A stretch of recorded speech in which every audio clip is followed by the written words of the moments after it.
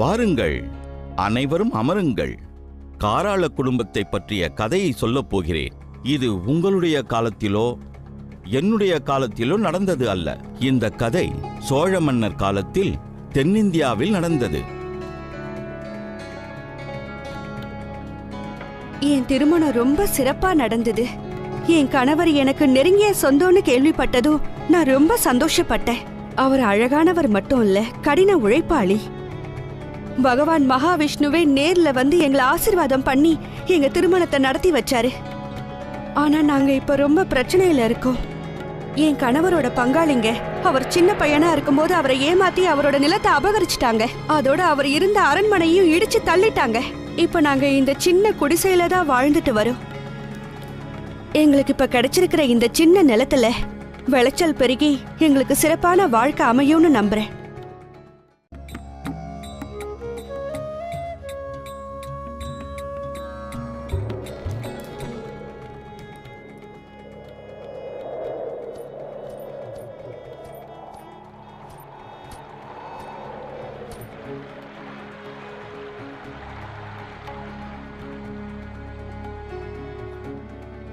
இவ்வளோ கஷ்டப்பட்டு விதை விதைச்சோம், எதுவுமே முளைக்கலையே.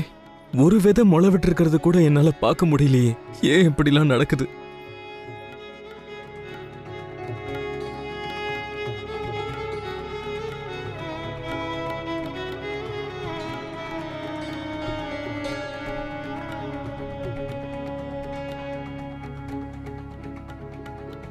என்னங்க, அந்த விதைகள்லாம் முளைச்சிடுச்சா? என்னத்த சொல்லுவேன், ஒரு விதை கூட முளைக்கல. இது முளைக்க ஏன் இவ்வளோ காலம் பிடிக்குதுன்னு தெரியல. இப்படியே 4 வாரம் சென்றது. தம்பதிகள் இருவரும் பொறுமையாக காத்திருந்தனர். பிறகு புதிய பயிர்கள் முளைக்கத் தொடங்கியது.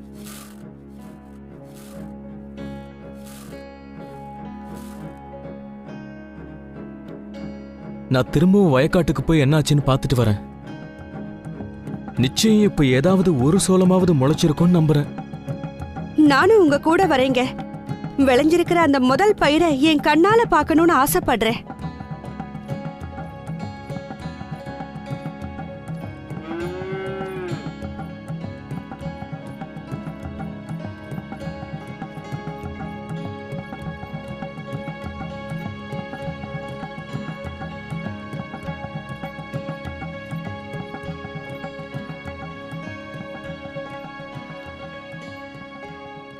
ஆஹா, என்ன அற்புதமான ஒரு காட்சி! இந்த தடவை நமக்கு நிச்சயம் ஒரு நல்ல அறுவடை கிடைக்க போகுது. ஆமாங்க, அணியப்போர் கவுண்டர்கள் சரியாதான் சொன்னாங்க. நம்ம பால் பானை கிழக்கு திசையை நோக்கிதான் பொங்கி வழிஞ்சுது. ஒருவேளை நமக்கு அதிர்ஷ்ட காலம் பிறந்துடுச்சோ என்னவோ. இப்ப சீக்கிரமே அணியப்பூர் கவுண்டர்களை மறுபடியும் இங்க கூட்டிட்டு வரணும். அறுவடை செய்யறதுக்கு அவங்களோட உதவி நமக்கு தேவைப்படும். என்னங்க, இந்த மாசம் 3 தடவை மழை பெஞ்சதுன்னா நம்ம பயிர்கள் எல்லாம் ரொம்ப பெருசாவும் நல்லபடியாவும் வளரும்ல. ஆனா மழை வருமா? நீ கவலையே படாத தாமரை, எல்லாம் நல்லாவே வளரும். அந்த பொறாம பிடிச்ச பங்காளிங்க வறுத்த கொடுத்த விதைகளை தான் நம்ம விதைச்சிருக்கோம். அதனால இந்த பயிர்கள் நல்லா வளர்ந்து தானியம் கிடைக்குமான்னு எனக்கு சந்தேகமா இருக்கு. என் கூட சண்டை போடாத தாமரை. நான் வாங்கிட்டு வந்ததெல்லாம் வறுக்கப்பட்ட விதைகள், அதெல்லாம் முளைக்கவே முளைக்காதுன்னு நீ என்கிட்ட சொல்லல. இப்ப அறுவடை முடிஞ்சதும் பாரு, நாம கூட கூடையா தானியங்களை எடுத்துக்கிட்டு வீட்டுக்கு போக போறோம். சரிங்க, நான் அமைதியா இருக்கேன். என்ன நடக்குதுன்னு பார்க்கலாம்.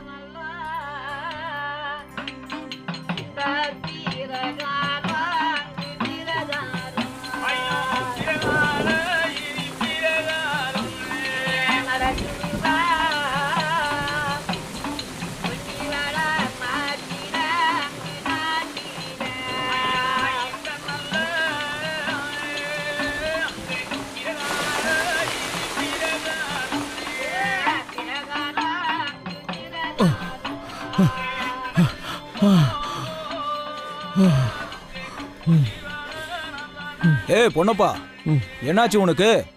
இப்படி மூச்சரிக்க ஓடி வர? நாம குன்னுடையானுக்கு சின்னதா ஒரு கட்டாந்தர நிலத்தை தானே கொடுத்தோம்.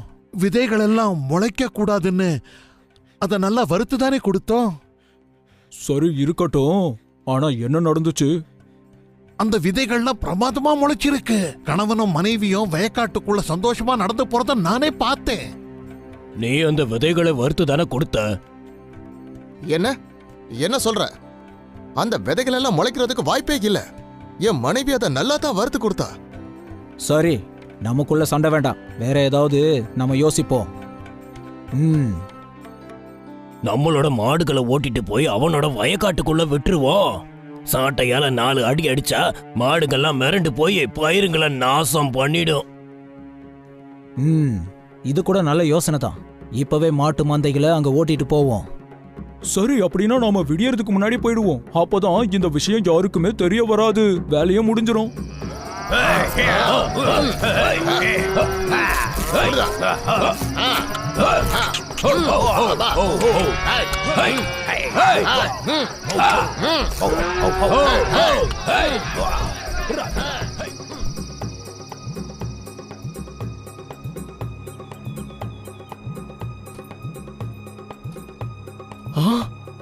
இறைவா, என்ன கொடுமை இது!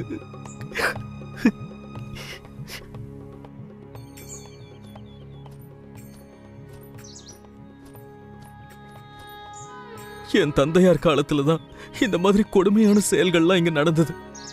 இப்ப அதே வரலாறு மறுபடியும் நடக்க போகுதா என்ன? என் கடின உழைப்பெல்லாம் இந்த மாதிரி வீணாகி போயிடுமா என்ன? ஓ மாயவா, பரந்தாமா, நீங்க தான் எங்களை காப்பாற்ற முடியும். நான் இப்படி கஷ்டப்பட என்ன தப்பு செஞ்சிட்டேன்? என்ன ஒரு அநியாயம்! பங்காளிகளின் மாடுகள் எல்லா பயிர்களையும் நசுக்கி விட்டதே. கொன்னுடையான் தனது அனைத்து விளைச்சலையும் இழந்து விடுவானே. அப்படி நடக்கக்கூடாது. நான் உடனே சென்று அவனுக்கு உதவ வேண்டும்.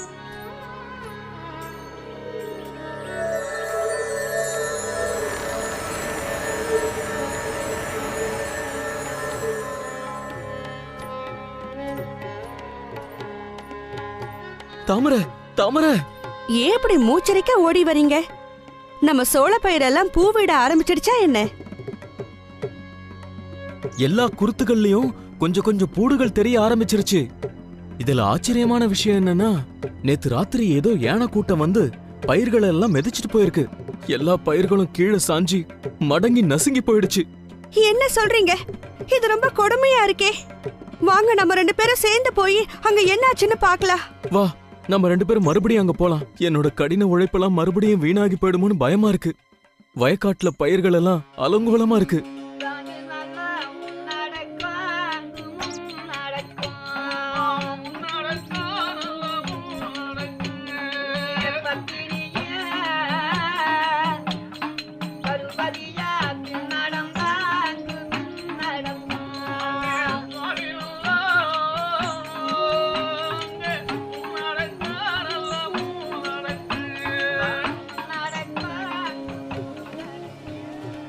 ஆஹா, என்ன ஒரு அதிசயம்! அங்க பார், நம்ம பயிர்கள்லாம் மறுபடியும் நிமிர்ந்து நிக்குது. எந்த பயிர்களுக்கும் எந்த சேதமும் இல்ல.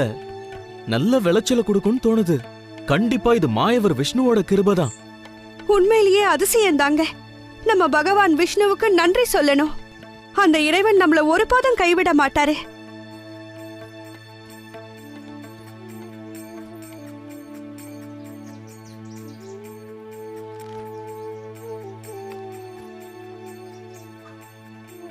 தாமரை, இங்க இருக்கிற எந்த குருத்துமே விரிஞ்சிருக்கிறத என்னால பார்க்க முடியல.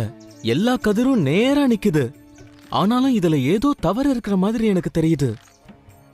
எனக்கு நல்லா தெரியும், எல்லா விதைகளும் உங்க பங்காளிகளால ரகசியமா வறுக்கப்பட்டு கொடுத்ததுதா. அதே மாதிரி இது கூட அவங்களோட சித்த வேலையா இருக்குமோ? எனக்கு தெரியல, எனக்கு தெரியல தாமரை, எனக்கு எதுவுமே தெரியல.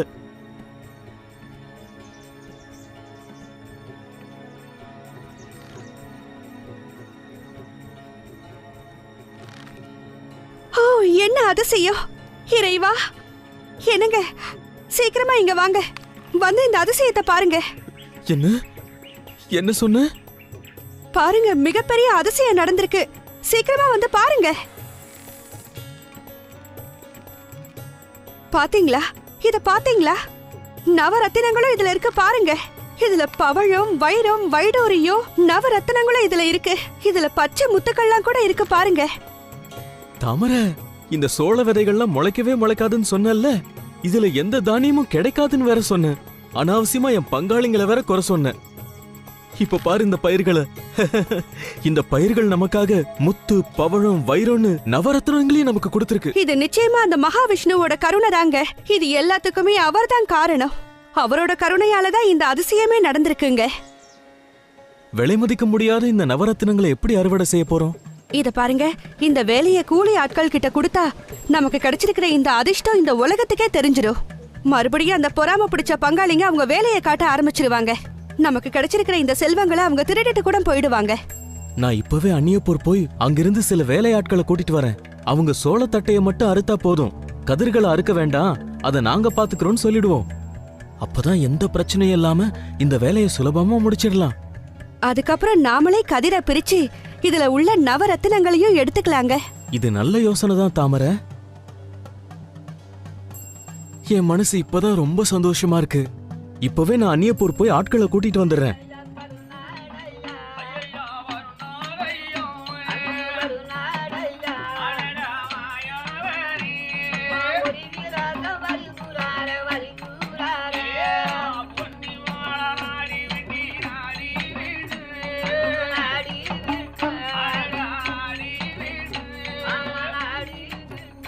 இந்த தடவை மழை நல்லாவே பெஞ்சிருக்குதுப்பா. ஆமாமா, இந்த தடவை பாருங்க அறுவடையும் அமோகமா இருக்க போகுது. அட அங்க பாருங்க, குன்னுடியான் கவுண்டர் வேக வேகமா வராரு. எதுக்காக இவ்ளோ வேகம்? திரும்பவும் நம்ம கிட்ட ஏதாவது உதவி கேட்க வராரோ?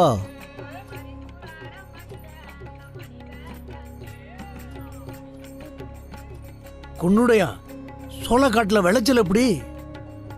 கவுண்டர்களே, விளைச்சல் என்னமோ அமோகமா இருக்கு. வர திங்கக்கிழமை அன்னைக்கு சோளத்தட்டையை அறுக்கிறதுக்கு நீங்கள்லாம் எனக்கு உதவி செய்யணும். நல்லதுப்பா, நாங்க நிச்சயம் உதவி செய்யறோம். நல்ல மழை பெஞ்சதுனால பெரிய அளவுல அறுவடையை எதிர்பார்க்கிறேன். நீங்க அறுவடைக்கு வரும்போது பெரிய பெரிய கத்தி, காலி கூடைகள் எல்லாம் வண்டியில போட்டு எடுத்துட்டு வாங்க.